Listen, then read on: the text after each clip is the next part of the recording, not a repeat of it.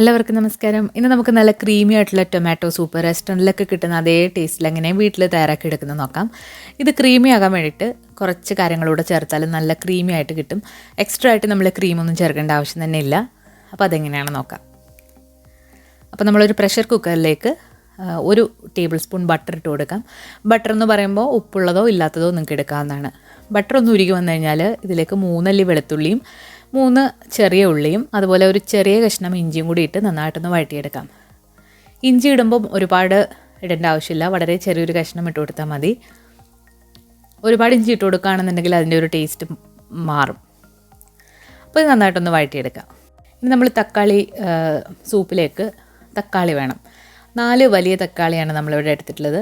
അത് ചെറിയ സ്ക്വയർ കഷ്ണങ്ങളാക്കി മുറിച്ചെടുത്തിട്ടുള്ളതാണ്.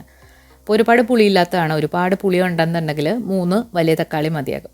ഇതിലേക്ക് ഒരു ചെറിയൊരു ക്യാരറ്റ് ഇട്ട് കൊടുക്കുമ്പോൾ നമ്മുടെ സൂപ്പ് ഒരു ക്രീമി ഇതിൽ കിട്ടും, നല്ലൊരു കൊഴുപ്പ് കിട്ടാൻ വേണ്ടിയിട്ടാണ്. അതോടൊപ്പം തന്നെ ഒരു ചെറിയൊരു ഉരുളക്കിഴങ്ങ് നമ്മൾ ഇതിലേക്ക് ഇട്ട് കൊടുക്കുന്നുണ്ട്. റെസ്റ്റോറൻറ്റിലൊക്കെ അവർ സൂപ്പ് ഉണ്ടാക്കുമ്പോൾ ഉരുളക്കിഴങ്ങ് ഇടാറുണ്ട് ഈ തക്കാളി സൂപ്പിൽ. ഇനി ഇതിലേക്ക് നമ്മൾ 1.5 കപ്പ് വെള്ളം കൂടെ ഒഴിച്ചിട്ട് നമുക്കിത് ഒന്ന് കുക്ക് ചെയ്തെടുക്കണം. ഈ സമയത്ത് നമ്മൾ ഇതിലേക്ക് ഉപ്പ് ചേർത്ത് കൊടുക്കുന്നില്ല. നമ്മൾ സൂപ്പ് തയ്യാറാക്കുമ്പോൾ ഇനി പിന്നീടാണ് ഉപ്പ് ചേർത്ത് കൊടുക്കുന്നത്. അപ്പോൾ അടച്ച് വെച്ചിട്ട് നമ്മൾ 4 വിസിലാണ് ഇത് കുക്ക് ചെയ്ത് എടുക്കേണ്ടത്. മീഡിയം ഫ്ലെയിമിലിട്ട് 4 വിസിൽ. അപ്പോൾ നമ്മൾ വിസിലൊക്കെ അടിച്ച് പ്രഷറൊക്കെ പോയി വന്നിട്ടുണ്ട്. നമുക്കിനി ഒന്ന് തുറന്ന് നോക്കാം.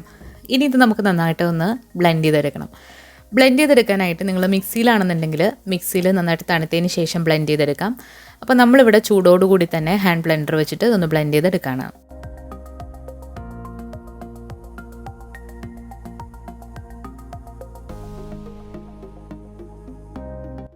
ഇപ്പോൾ നമ്മളിത് നന്നായിട്ട് ബ്ലെൻഡ് ചെയ്തെടുത്തിട്ടുണ്ട്. ഇനി നമ്മൾ ഒരു അരിപ്പയിലൂടെ ഒന്ന് അരിച്ചിട്ട് ഒരു പാത്രത്തിലേക്ക് ഒഴിച്ചു കൊടുക്കാം. നമ്മൾ ഒരുപാട് ഭയങ്കര പേസ്റ്റാക്കിയല്ല ഇത് ബ്ലെൻഡ് ചെയ്തെടുത്തിട്ടുള്ളത്. ഇതിൽ അരികൾ ബ്ലെൻഡ് ആകാത്ത രീതിയിലാണ് നമ്മൾ എടുത്തിട്ടുള്ളത്. അപ്പോൾ അരിപ്പയിലൂടെ നന്നായിട്ടൊന്ന് അരിച്ചെടുക്കാം. അപ്പോൾ ആ അരിയൊക്കെ ഒന്ന് അതിൽ തടഞ്ഞു കിട്ടും.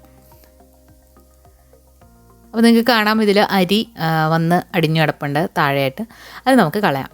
ഇനി നമുക്ക് സൂപ്പ് നന്നായിട്ട് ഒന്നുകൂടെ ഒന്ന് തിളപ്പിച്ചെടുക്കാം. ഈ സമയത്താണ് നമ്മൾ ഉപ്പും അതുപോലെ തന്നെ എരിവിനാവശ്യമായിട്ടുള്ള കുരുമുളക് പൊടിയൊക്കെ ഇതിലേക്ക് ഇട്ട് കൊടുക്കുന്നത്. അപ്പോൾ മീഡിയം ഹൈ ഫ്ലെയിമിലിട്ട് നന്നായിട്ടൊന്ന് കുറുക്കി ഒന്ന് തിളപ്പിച്ചെടുക്കാം.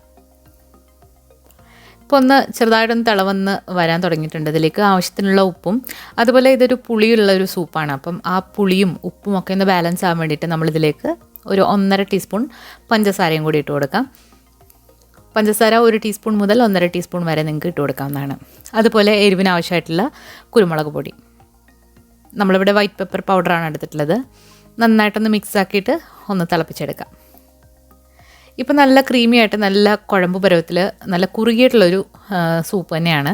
ഇനി ഒന്നുകൂടെ ഈ ടേസ്റ്റ് ഒന്ന് റിച്ച് ആകാൻ വേണ്ടിയിട്ട് നമ്മളിതിലേക്ക് ഫ്രഷ് ക്രീം 2 ടീസ്പൂൺ ഇട്ട് കൊടുക്കുന്നുണ്ട്. ഇത് തികച്ചും ഓപ്ഷണലാണ്, നിങ്ങളുടെ കയ്യിലുണ്ടെങ്കിൽ മാത്രം ഇട്ട് കൊടുത്താൽ മതി. ആ ഒരു ക്രീമി ടേസ്റ്റ് വരാൻ വേണ്ടിയിട്ടാണ് നമ്മൾ ഇത് ഇട്ട് കൊടുക്കുന്നത്. അപ്പോൾ അതുകൂടി ഇട്ടിട്ട് നന്നായിട്ടൊന്ന് ഇളക്കിയിട്ട് ഒന്ന് തിളപ്പിച്ചെടുക്കാം. ഇപ്പോൾ നമ്മുടെ സൂപ്പ് ഇവിടെ അത്യാവശ്യം തിളച്ച് വന്നിട്ടുണ്ട്. നല്ല ചൂടോടുകൂടി തന്നെ ഇത് ബ്രെഡ് ഒന്ന് ടോസ്റ്റ് ചെയ്തിട്ട് അതിൻ്റെ കൂടെ കഴിക്കാനായിട്ട് അടിപൊളി ടേസ്റ്റാണ്. അപ്പോൾ എല്ലാവരും ഒന്ന് ട്രൈ ചെയ്ത് നോക്കിയിട്ട് നിങ്ങളുടെ ഫീഡ്ബാക്ക്സ് അറിയിക്കുക. ഈ വീഡിയോ ഇഷ്ടമായിട്ടുണ്ടെങ്കിൽ ലൈക്ക് ചെയ്യാനും ഷെയർ ചെയ്യാനും മറക്കരുത്. പുതിയൊരു റെസിപ്പി വീഡിയോ ആയിട്ട് നമുക്ക് വീണ്ടും കാണാം. താങ്ക്